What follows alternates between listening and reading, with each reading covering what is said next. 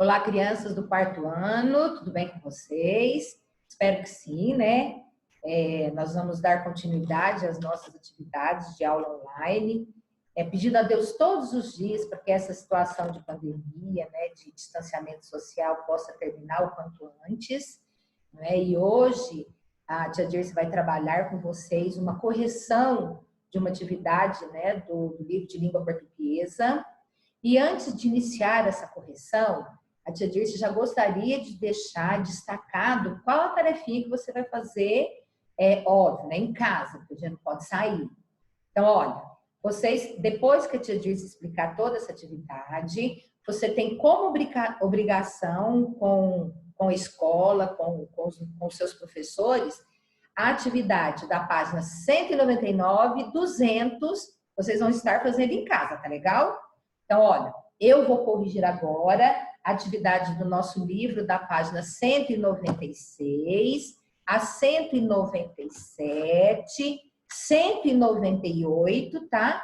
Vou conversar com vocês sobre a atividade da página 199, sobre regras da língua, e o restante você desenvolve em casa, tá bom? Tem um exercício na página 199 e um exercício na página 200 para você fazer, tá legal? Então, qualquer coisa que vocês precisarem, nossos professores estão sempre prontos a atendê-los. E, por hora, página 196, vamos fazer aquela leitura do textinho que nós temos lá, de olho na escrita. Tenho certeza que vocês já leram, que vocês já conhecem a história, e vamos seguindo o texto que a tia Dirce. Então, olha bem, que história é essa? Agora chegou a minha vez. Peço a sua gentileza de ouvir com presteza aquilo que tenho a dizer. Eu falo com certeza, com coragem e franqueza, em defesa dos animais. O lobo é mesmo tal, das histórias, o maioral. Mas por que tem que ser mau? Então ele quer dizer, por que o lobo mau, tão esperto, aparece em tantas histórias, por que ele tem que ser sempre o lobo mau? Leão com pompa e coroa, leva fama toda boa, mas quem caça é a leoa. Então, quer dizer, o leão, ele tem o poder dentro da selva, ele é valente, mas na realidade, o caçador profissional é a leoa. E o sapo, que tristeza, come bichos com presteza, mas precisa de princesa para ter final feliz. Sai dessa. Chega de insensatez. Falo aqui sem timidez, porque agora é a minha vez. Então, o texto, você percebe que ele tem uma série de rimas, né? À medida que você vai fazendo a leitura do texto, você percebe tais rimas, não é? E é importante ler uma vez, ler duas vezes, para você se familiarizar com a história, tá legal? Ó, agora nós vamos lá na página 197, tem a letrinha A. Lá na letrinha A, pessoal, no poema, ele fala de alguns animais. Ele fala do lobo, ele fala do leão, ele fala do sapo. E esses animais sempre fizeram parte de histórias infantis, não é? Então, tanto é que tem muita criança, quando pequenininha, falou do lobo mau, ela já assusta, não é? Vocês, para a idade de vocês, isso já não é pertinente, mas criança pequenininha tem essa impressão por conta das histórias infantis que são contadas desde a pequenininha na escola ou fora da escola. E lá, a atividade que nós temos na letra A, ele pede para você escrever uma ou duas histórias que sejam, aonde esses animais são os personagens centrais. Então, por exemplo, ó, no primeiro desenho, nós temos o lobo, certo? Eu coloquei uma imagem ali, mas o meu lobo não ficou tão mal. Para ver se a gente tira um pouco essa ideia de que lobo tem que ser mau. Então, ele pede para você se lembrar de alguma história aonde o lobo faz parte do enredo da história, né? Então, você pode colocar qualquer uma que você se lembre. Eu vou te dar como exemplo a história do Chapeuzinho Vermelho, a história dos três porquinhos, né? Onde o lobo mau, ele é o personagem central da história, né? Não somente ele, como outros, porém, causa medo no decorrer da história. No leão, né? Eu vou te dar uma sugestão. Aonde nós podemos encontrar o leão? Tem no Rei Leão, né, aquele filme que as crianças adoram. Tem o Leão e o Rato, ele é o personagem central da história, não é? E também fazia parte do texto que nós fizemos a leitura dele. E o sapo? Eu me lembro da Princesa e o Sapo, não é? Se você lembrar-se de outro, não tem problema. Então, ó, no Lobo nós podemos citar Chapeuzinho Vermelho e nós podemos citar os Três Porquinhos, ok? No Leão, pode ser o Rei Leão, a historinha do Leão e do Rato, não é? E do Sapo, a Princesa e o Sapo, ok? Bom, agora, na letra B do nosso livro, ele diz assim, por que dos 3 animais citados, qual que é o único animal que não é defendido? Quer dizer, qual é o único animal que consegue se defender sozinho, certo? Então, a resposta aqui é meio que óbvia, né? O leão seria o animal que não precisa ser defendido. Aí ele pede para você explicar o porquê. Você pode usar o seu vocabulário próprio na escrita da sua resposta, mas uma ideia. Eu vou lançar uma ideia e você, se quiser compartilhar, se quiser escrever com o seu vocabulário, não tem problema. Então, por que o leão é um animal que não precisa de defesa? Porque ele é valente, porque ele já tem fama de ser muito forte. Então, automaticamente, os outros animais da selva já têm medo dele. Então, ele não precisa de que ninguém o defenda. Por si só, ele já é autossuficiente, certinho? Então, você pode usar o seu vocabulário, a sua forma de escrever, porém, não fuja da ideia. Então, a ideia central, no caso aqui, é que o leão, ele já é bravo, ele já é feroz, todo mundo tem medo dele, ninguém o defende, beleza?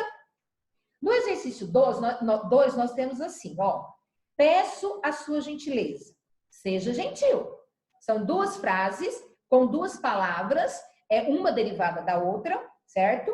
Se você prestar bem atenção, dentro da palavra gentileza, eu tenho a palavra gentil. E ele te pergunta embaixo, ó, o que as palavras em destaque têm em comum?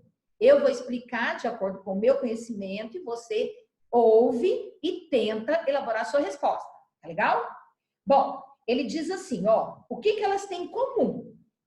Primeiramente, letras, né? Então, você observa que dentro da palavra gentileza eu tenho gentil. Então, seria uma primeira hipótese. O que elas têm em comum? Letras em comum. Né? Então, as 2 palavras têm algumas letras em comum, certo? O significado dessas 2 palavras são parecidos também. Gentil, gentileza, certo? E elas indicam uma qualidade que a gente espera de alguém. Então, todos nós gostamos de pessoas que nos tratam bem. Né? Ninguém quer saber se a pessoa tem dinheiro ou se não tem, se ela é bonita ou se ela é feia. Todos nós gostamos de ser bem tratados. Então, ser gentil, ter gentileza é uma característica que todo mundo compartilha, tá certo? Então, veja bem, ó, o que as palavras em destaque têm em comum? Nós podemos citar as letras, né? Você pode observar que todas as letras da palavra gentil estão dentro de gentileza, o significado delas que são parecidos, certo? E nós podemos dizer que são características que nós apreciamos em alguém, tá certo, pessoal?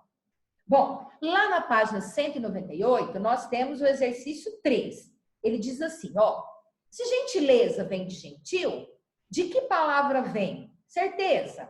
De que palavra vem tristeza? Claro, né? Certeza vem de certo, tristeza vem de triste. Então, nós temos uma palavra primitiva, uma palavra derivada. Uma existe em função da outra, certinho? Então, aí no caso de certeza, vai o certo. Tristeza, vai o triste. Olha lá o exercício 4, crianças. Tem um trecho que foi tirado do texto que nós fizemos a leitura dele, certo? Sai dessa, chega de insensatez. Falo aqui sem timidez. Bom, nós temos insensatez, timidez, 2 palavras que rimam e além de rima, né, elas têm uma parte gramatical em comum. Então, ele pede para você procurar no dicionário o significado das 2. Né? Eu tenho certeza que todo mundo procurou no dicionário, achou direitinho, né? Vou ler um significado que a tia procurou, tá? Se no seu dicionário a forma de escrever é diferente, mas o significado é o mesmo, ok? Então, olha, insensatez, qualidade de quem é insensato, falta de senso, de quem não age com moderação. Então, você fazer as coisas sem pensar te leva a uma pessoa insensata. Quem é insensato não tem sensatez, certo? É insensatez, ok? Timidez, qualidade de quem é tímido. Né? Uma pessoa muito tímida, ela tem uma insegurança muito grande dentro dela. Então, você pode encontrar no dicionário. Qualidade de quem é tímido, né? Insegurança, beleza? Na letra B, ele fala assim, para você completar. Quem age com insensatez é insensato. Fala demais, fala bobeira, pessoa insensata, que não tem, não pensa no que fala, né? E às vezes ofende. Embaixo, quem age com timidez é tímido, né? Tanto a pessoa tímida demais, como a pessoa extrovertida demais, que fala demais, que acha que sabe tudo, são dois problemas que nós devemos evitar para nossa condição de vida em crianças. Timidez demais não é legal, certo? Ó, o exercício 5, ele diz assim, pense e responda. O que as palavras certo, tristeza, insensato e tímido têm em comum?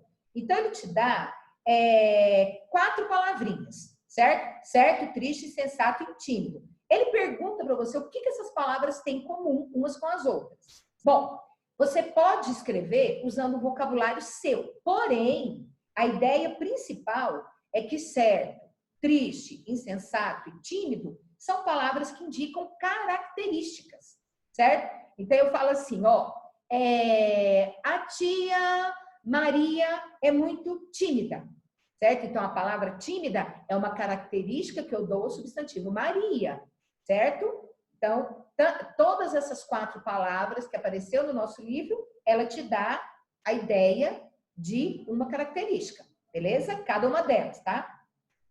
Na letra B, ele fala que classe gramatical essas palavras pertencem. Então, se ela indica uma característica a alguém, ela é um adjetivo.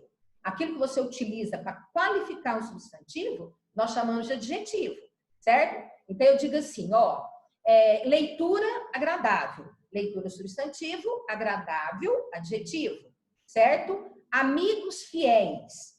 Amigos substantivos, fiéis adjetivos. Por exemplo, a tia diz, eu tenho poucos amigos, mas os poucos que eu tenho são fiéis. Então, fiéis é uma característica que a gente dá a esses amigos, certo? Né? Porque tem gente que acha que é amigo de todo mundo, né? E como diz, quem é amigo de todo mundo é só Roberto Carlos. No exercício 6, ele diz assim, ó, considere as palavras a seguir. Ó, certeza, tristeza, insensatez, timidez. Certo? Tem 4 palavras em destaque aí. O que ela pede assim, ó? A que classe gramatical essas palavras pertencem? Todas essas 4 palavras, nós a classificamos como substantivos, certo? Então, por exemplo, quando eu digo assim, ó, a tristeza dessa criança não me agrada. O que não me agrada nessa criança? A tristeza. É o substantivo, né, que eu estou destacando dentro da frase. Então, tanto certeza, como tristeza, como insensatez e timidez, substantivo, certo? Ó, lá na página 199, a tia Dirce vai conversar com vocês sobre as regras da língua, tá bom?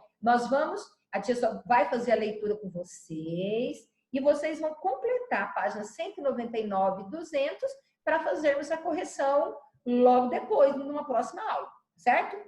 Então, lá nas regras da língua tem assim, ó. Na língua portuguesa, escrevemos com Z todos os substantivos abstratos, formados a partir de adjetivos. Substantivo abstrato, o que é isso? É aquilo que não existe por si só. Quando eu falo assim, ó, essa caneta é azul. Eu estou vendo a caneta, eu conheço uma caneta, eu vejo a caneta, né? Então, é um substantivo concreto, um substantivo simples, eu vejo. Quando eu digo substantivo abstrato, é aquilo que não existe por si só. Por exemplo, eu digo assim, ó, a beleza da música. Beleza, substantivo abstrato. Por quê? Porque a beleza, no caso, só existe porque eu tenho a música. Então, quando ele fala no texto substantivo abstrato, ele se refere a uma palavra, a uma expressão que só vai existir por conta de uma outra palavra, ok? Então, quando eu digo assim, ó, deixa eu ver, a pureza da criança. Então, a palavra criança, ela é um substantivo comum, um substantivo simples, porém, quando eu digo pureza, a pureza só existe por conta da criança, ok? Então, ele traz, ó, grávida, gravidez, surdo, surdez, belo, beleza, puro, pureza. Só existe a gravidez porque alguém está grávida. Opa. Só existe a surdez porque alguém está surdo. Só existe a beleza porque alguém tem essa beleza. Pureza, pureza da criança, pureza da canção, certo? E aqui embaixo, o exercício 7, você vai organizar essas palavras, tá bom? De acordo com substantivo ou adjetivo. E na próxima aula fazemos a correção. 199 e 200, certo? Beijos, até a próxima.